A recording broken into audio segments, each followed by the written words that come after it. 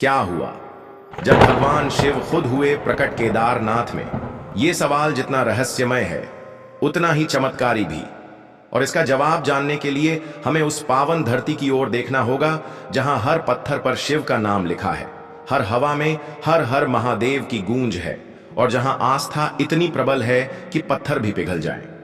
केदारनाथ धाम उत्तराखंड के रुद्रप्रयाग जिले में स्थित हिमालय की गोद में बसा ये तीर्थ स्थल केवल एक मंदिर नहीं है, ये शिव भक्तों की आत्मा का केंद्र है, एक जीवंत ऊर्जा का स्रोत है।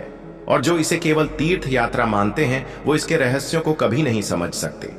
केदारनाथ पंच केदारों में सबसे प्रमुख है और इसकी स्थापना और शक्ति का रहस्य हजारों वर्षों पुराना है।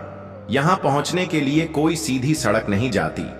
गौरीकुंड से 18 किलोमीटर की पैदल चढ़ाई, जो केवल शरीर नहीं आत्मा की परीक्षा लेती है।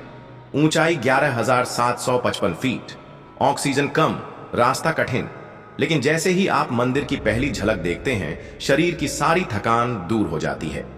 कहते हैं कि यह स्थान शिव जी की तपोभूमि रही है और यहां उनका निवास साक्षात है, सिर्फ मूर्ति में नहीं, हवा में भी, पत्थरों में भी और आत्मा में भी।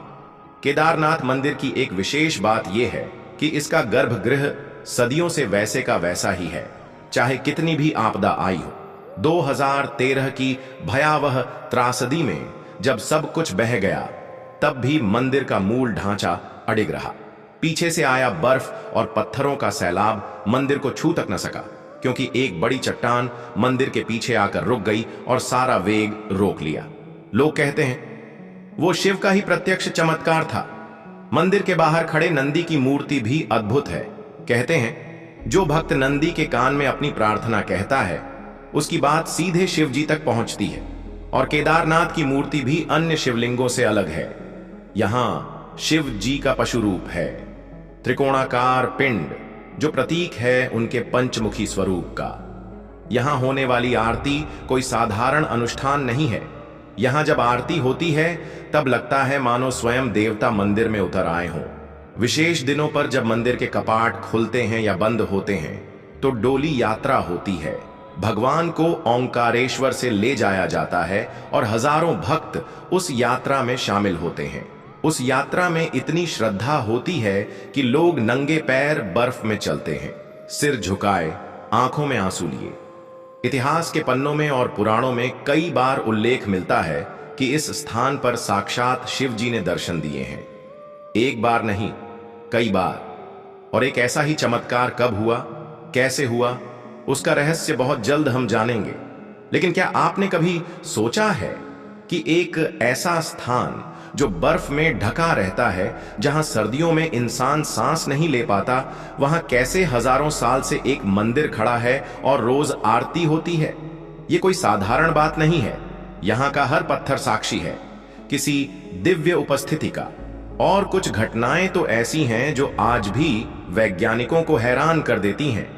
मंदिर का गर्भगृह साल में 6 महीने बंद रहता है और जब ये दोबारा खोला जाता है तो अंदर दिए जलते हुए मिलते हैं, फूल ताजे होते हैं और वातावरण वैसा ही होता है जैसा 6 महीने पहले था। न कोई दिया बुझता है, न कोई सुगंध मिटती है। ये कैसे संभव है? यही तो शिव का चमत्कार है। और हां, आपने वो रहस्यमयी घंटी देखी होगी मंदिर के प्रवेश द्वार पर, जिसे बजाने से एक अनोखी ध्वनि उत्पन्न होती है। कुछ लोग कहते हैं कि उस ध्वनि में ऐसा कंपन है जो सीधे मस्तिष्क के अजना चक्र को जागृत करता है, जिससे आध्यात्मिक शक्ति जागती है। यह सिर्फ एक घंटी नहीं है, यह एक यंत्र है जो आपके भीतर शिव की उपस्थिति का अनुभव कराता है। तो सोचिए, अगर इन सब बातों में इतनी रहस्यात्मकता है तो फिर वो पल कैसा रहा होगा जब खुद भगवान शिव इस भूमि पर प्रकट हुए होंगे? कैसा रहा होगा वो क्षण जब धूल, पत्थर और बर्फ के बीच से निकली होगी एक दिव्य ऊर्जा जिसने सबको अपने आगे नतमस्तक कर दिया? जब महाभारत का युद्ध समाप्त हुआ, धरती पर असंख्य योद्धाओं का रक्त बह चुका था, कौरवों का वंश समाप्त हो गया था और पांडव, जिन्होंने धर्म के लिए युद्ध लड़ा था, भी भीतर से टूट चुके थे। धर्मराज युधिष्ठिर के मन में यह द्वंद्व था कि भले ही उन्होंने अधर्म के विरुद्ध युद्ध जीता हो, लेकिन लाखों नरसंहार के पीछे वे भी जिम्मेदार थे। उनके मन पर एक बोझ था, पाप बोध का, और इस पाप से मुक्ति पाने का मार्ग केवल एक ही था, भगवान शिव के दर्शन और उनके आशीर्वाद से मोक्ष। पांचों पांडवों ने तय किया कि वे अब राज्य को छोड़कर तपस्या करेंगे और हिमालय की ओर निकलेंगे, जहां भोलेनाथ स्वयं वास करते हैं। उन्हें झांक था कि महादेव स्वयं कभी किसी से सीधे मिलते नहीं, वे योगी हैं, सन्यासी हैं और केवल सच्चे तपस्वियों पर ही प्रकट होते हैं। पांडव अपने मार्गदर्शक आर्षि व्यास की सलाह पर कैलाश पर्वत की ओर चल पड़े। उन्होंने भगवान शिव की उपासना शुरू की, भोजन त्याग दिया, व्रत रखा, मंत्र जाप किया।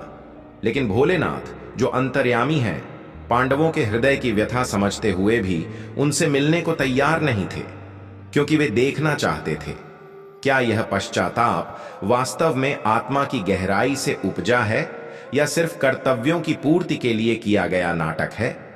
शिवजी ने पांडवों से छिपने का निर्णय लिया और उत्तराखंड की पर्वत श्रृंखलाओं में जाकर लुप्त हो गए। वे पशु रूप में प्रकट हुए, एक अर्ध भैंस से, अर्ध मानव रूप में। यही कारण है कि केदारनाथ में जो शिवलिंग है वह सामान्य नहीं, त्रिकोणाकार कुबड़ रूप में है।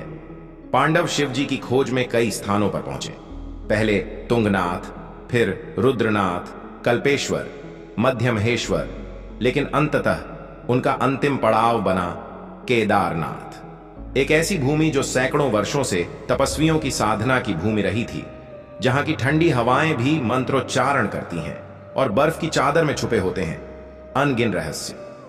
जैसे ही पांडव केदारनाथ पहुंचे, उन्होंने वहां एक विचित्र जीव देखा, आधा बैल आधा मानव। भीम ने तुरंत पहचान लिया, यह कोई साधारण पशु नहीं, स्वयं महादेव हैं, जिन्होंने अपना असली स्वरूप छिपा रखा है। भीम ने योजना बनाई कि वह उस पशु रूप शिव को पकड़कर सबके सामने लाएगा। उसने पर्वतों के दोनों छोर पर अपने विशाल हाथ फैला दिए, जिससे वह जीव भाग न सके। लेकिन शिवजी, जो स्वयं मायापति हैं, नीचे की धरती में समाने लगे।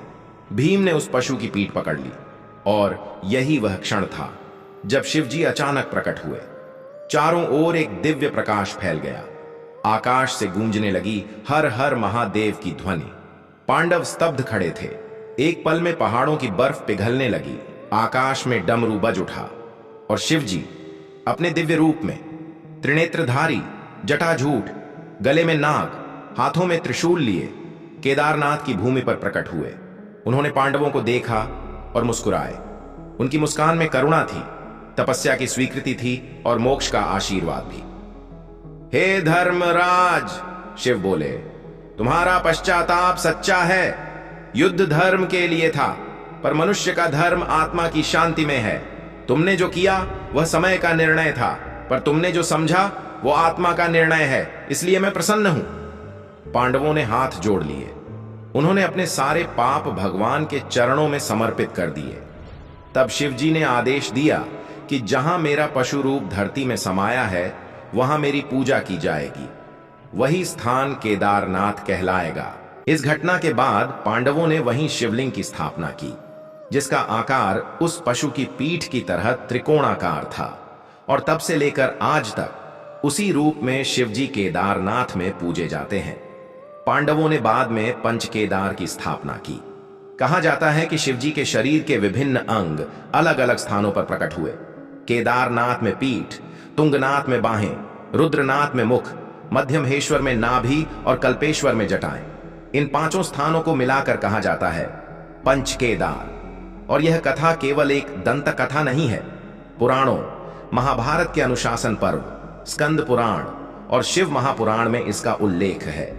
आज भी जब श्रद्धालु केदारनाथ के त्रिकोणाकार शिवलिंग के सामने खड़े होते हैं, तो वे उस क्षण को महसूस कर सकते हैं जब शिव ने पशु रूप धारण किया था, जब पांडवों की आत्मा शुद्ध हुई थी, और जब स्वयं भोलेनाथ धरती पर प्रकट हुए थे। वो प्रकट होने का क्षण शब्दों में नहीं, केवल अनुभव में समाया जा सकता है। पौराणिक कथाओं में वर्णित केदारनाथ की उस दिव्य घटना के हजारों साल बीत चुके हैं, लेकिन कहते हैं कि जिन स्थलों पर देवताओं ने स्वयं अपने चरण रखे हों, वहां काल की सीमाएं नहीं होती। वहां हर युग एक साथ सांस लेता है और वहां हर चमत्कार एक संकेत बन जाता है ईश्वर की उपस्थिति का। आज भी जब कोई भक्त पहली बार केदारनाथ पहुंचता है तो उसकी आंखें केवल पत्थरों और बर्फ से ढकी घाटियां नहीं देखती। वो महसूस करता है किसी अनदेखी शक्ति को, किसी मौन आवाज को जो कहती है, तुम मेरे धाम आ गए हो, अब भय त्यागो। ऐसे कई प्रमाण हैं जो ये संकेत देते हैं कि केदारनाथ सिर्फ एक मंदिर नहीं बल्कि एक जीवित चमत्कार है। सबसे पहला चमत्कार तो खुद वो शिवलिंग है जो आम शिवलिंगों से बिल्कुल अलग त्रिकोणाकार है। यह न कोई मूर्ति है न कोई निर्माण, यह एक प्राकृतिक रूप है जिसे मानव ने न तो तराशा न बनाया, और यह आज भी वैसा ही है जैसा पांडवों के समय में था, न 1 इंच बड़ा न छोटा। हर साल जब बर्फबारी होती है केदारनाथ धाम पूरी तरह से बर्फ में दब जाता है, लेकिन सर्दियों में जब कपाट बंद होते हैं तो मंदिर के भीतर जलने वाले दिए खुद ब खुद बुझते नहीं। कहा जाता है कि जब पुजारी 6 महीने बाद लौटते हैं तो वो दिया अब भी मंद रूप में जल रहा होता है, जैसे स्वयं शिव ने उसकी रक्षा की हो। और शायद यही कारण है कि जब 2013 की भीषण आपदा आई थी, केदारनाथ में चारों ओर तबाही मच चुकी थी। मंदाकिनी नदी रौद्र रूप में बह रही थी, हर ओर मलबा था, लाशें थीं, टूटे हुए घर थे, बट केवल एक चीज अडिग खड़ी थी, केदारनाथ का मंदिर। मंदिर के ठीक पीछे एक बड़ी चट्टान आकर रुक गई, जिसने तेज बहाव को मंदिर से पहले मोड़ दिया और मंदिर को एक खरोंच तक नहीं आई। लोग कहते हैं वो कोई सामान्य पत्थर नहीं था, वो स्वयं शिव की लीला थी। उस पत्थर को आज लोग भीमशिला कहते हैं और पूजते हैं। ऐसा कैसे हो सकता है? विज्ञान कहता है संयोग, पर श्रद्धा कहती है शिव की रक्षा। केदारनाथ की पहाड़ियों पर तप करने वाले कई साधुओं ने बताया है कि जब मंदिर में आरती होती है तो उन्होंने कई बार देवताओं की आकृति, घंटियों की अनसुनी ध्वनि और एक दिव्य गंध का अनुभव किया है जो सिर्फ आरती के समय होती है। और वो भक्त जो सच्चे मन से आते हैं, उन्हें कई बार स्वप्न में बाबा केदार खुद दर्शन देते हैं। उनसे कुछ कहते नहीं, बस आंखों से देखते हैं और वहीं उनकी अधूरी प्रार्थनाएं पूरी हो जाती हैं। ऐसी ही एक घटना हरियाणा की एक महिला की है जो कई सालों से केदारनाथ आने की इच्छा रखती थी, पर स्वास्थ्य कारणों से नहीं आ पा रही थी। उसने केवल घर में बैठकर बाबा केदार को स्मरण किया और उसी रात उसने एक स्वप्न देखा। वो खुद मंदिर के द्वार पर खड़ी है और बाबा के हाथ उसके सिर पर हैं। जब अगले दिन उसने ये स्वप्न अपने बेटे को बताया, बेटे ने उसका चेकअप करवाया। डॉक्टर ने पाया कि उसकी पुरानी बीमारी बिल्कुल खत्म हो चुकी थी। आज वो महिला हर साल केदारनाथ आती है और कहती है, मंदिर नहीं आया मैं, मंदिर मेरे पास आया था। और यही केदारनाथ का सार है। यहां ईश्वर सिर्फ पत्थर में नहीं, हवा में है, ध्वनि में है और भावना में है। पांडवों की कथा से शुरू होकर साधुओं की साधना तक और आज के भक्तों की श्रद्धा तक, केदारनाथ वो स्थान है जहां भगवान ने खुद को न सिर्फ प्रकट किया बल्कि स्थापित किया। हर बार जब कोई पूछता है क्या सच में भगवान शिव केदारनाथ में प्रकट हुए थे, उत्तर यही होता है, हर बार जब कोई सच्चे मन से आता है शिव दोबारा प्रकट होते हैं। और अब ये आप पर है, क्या आप भी उनके बुलावे का इंतजार कर रहे हैं? अगर ये कहानी आपके हृदय को छू गई, आपके मन में श्रद्धा जगा गई, तो इस वीडियो को लाइक जरूर करें। कमेंट करके बताएं, क्या आप केदारनाथ जाकर कुछ चमत्कार अनुभव करना चाहते हैं? और ऐसी ही कहानियों के लिए सब्सक्राइब करना न भूलें। हम फिर लौटेंगे एक नई कथा, एक नई अनुभूति और बाबा के एक और रहस्य के साथ। हर हर महादेव।